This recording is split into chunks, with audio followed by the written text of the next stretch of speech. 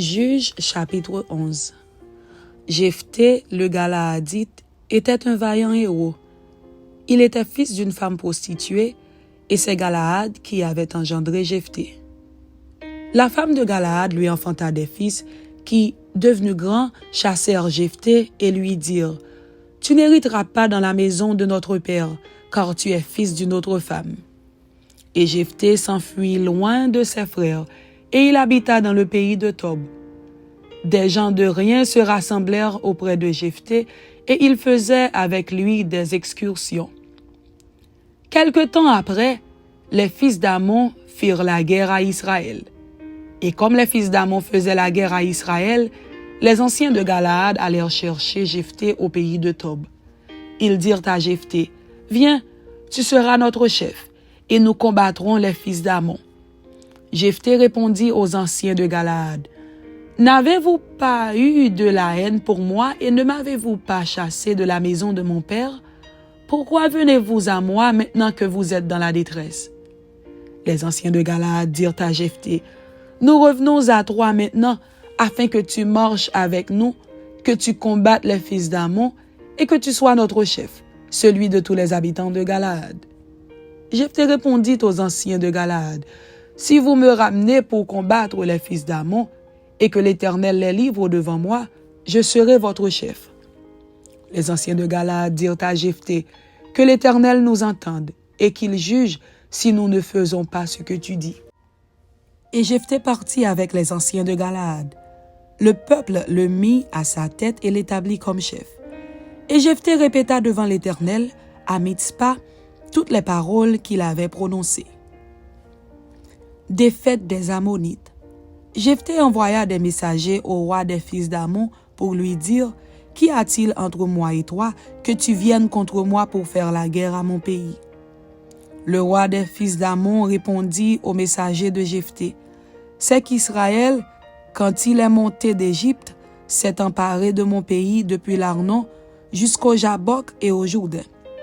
Rends-le maintenant de bon gré. » Jephthé envoya de nouveau des messagers au roi des fils d'Ammon pour lui dire, « Ainsi parle Jephthé, Israël ne s'est point emparé du pays de Moab, ni du pays des fils d'Ammon.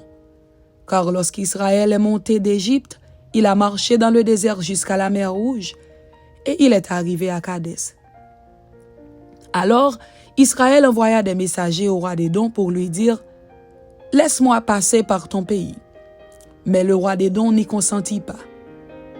Il en envoya aussi au roi de Moab, qui refusa, et Israël resta à Kadès. Puis il marcha par le désert, tourna le pays d'Édom et le pays de Moab, et vint à l'orient du pays de Moab. Ils campèrent au-delà de l'Arnon, sans entrer sur le territoire de Moab, car l'Arnon est la frontière de Moab. Israël envoya des messagers à Sion, roi des Amoréens, roi de Hesbon, et Israël lui dit, « Laisse-nous passer par ton pays jusqu'au lieu où nous allons. » Mais Sion n'eut pas assez confiance en Israël pour le laisser passer sur son territoire. Il rassembla tout son peuple, campa à Jahath et combattit Israël. L'Éternel, le Dieu d'Israël, livra Sion et tout son peuple entre les mains d'Israël qui les battit. Israël s'empara de tout le pays des Amoréens établis dans cette contrée. Ils s'emparèrent de tout le territoire des Amoréens, depuis l'Arnon jusqu'au Jabbok, et depuis le désert jusqu'au Jourdain. Et maintenant que l'Éternel, le Dieu d'Israël, a chassé les Amoréens devant son peuple d'Israël, est-ce toi qui aurais la possession de leur pays? Ce que ton Dieu Kémosh te donne à posséder, ne le posséderais-tu pas?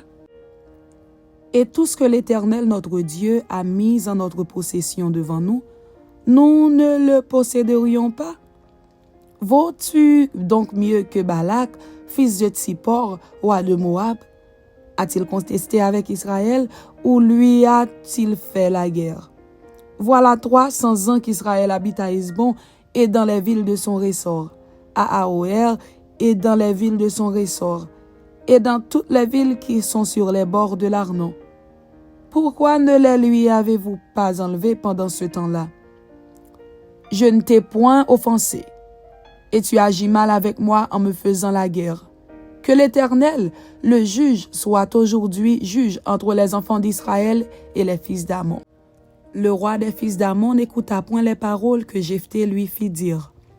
L'esprit de l'Éternel fut sur Jephthé. Il traversa Galaad et Manassé.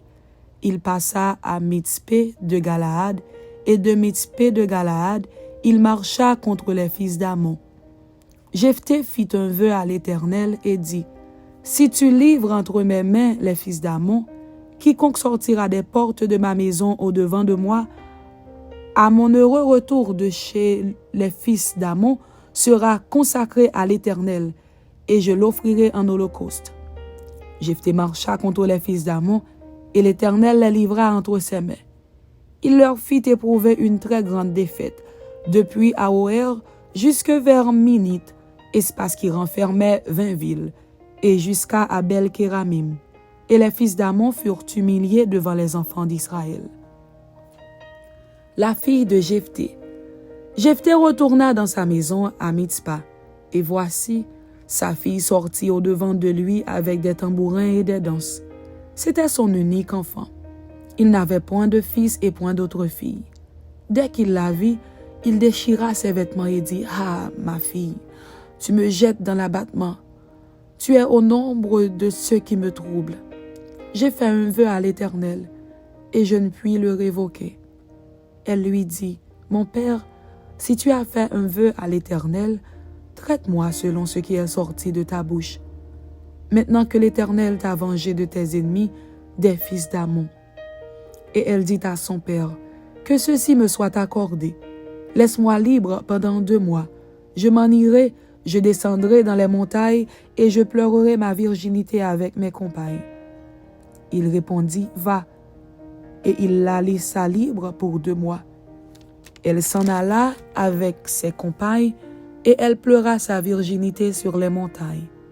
Au bout des 2 mois, elle revint vers son père et il accomplit sur elle le vœu qu'il avait fait. Elle n'avait point connu d'homme.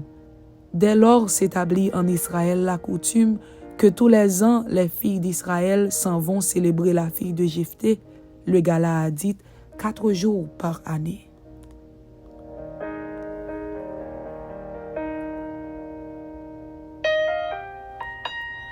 Juges chapitre 12. Guerre civile entre les Éphraïmites et les Galaadites. Les hommes d'Éphraïm se rassemblèrent, partirent pour le nord et dirent à Jephthé, « Pourquoi es-tu allé combattre les fils d'Amon sans nous avoir appelés à marcher avec toi? Nous voulons incendier ta maison et te brûler avec elle. » Jephthé leur répondit, « Nous avons eu de grandes contestations, moi et mon peuple, avec les fils d'Amon. Et quand je vous ai appelés, vous ne m'avez pas délivré de leurs mains. Voyant que tu ne venais pas à mon secours, j'ai exposé ma vie et j'ai marché contre les fils d'Amon. L'Éternel les a livrés entre mes mains. Pourquoi donc aujourd'hui montez-vous contre moi pour me faire la guerre? » Jephthé rassembla tous les hommes de Galaad et livra bataille à Éphraïm.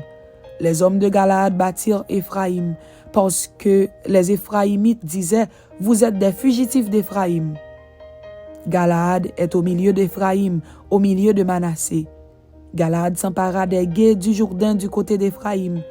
Et quand l'un des fuyards d'Éphraïm disait, « Laissez-moi passer », les hommes de Galaad lui demandaient, « Es-tu Éphraïmite » Il répondait, « Non. » Il lui disait alors, « Eh bien, dis Chiboleth. » Et il disait, « Siboleth », car il ne pouvait pas bien prononcer. Sur quoi les hommes de Galaad le saisissaient et l'égorgeaient près des gués du Jourdain.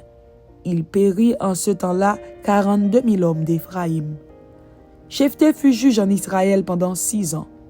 Puis Jephthé le Galaadite mourut et fut enterré dans l'une des villes de Galaad. Ibsan, Élon, Abdon, juge en Israël.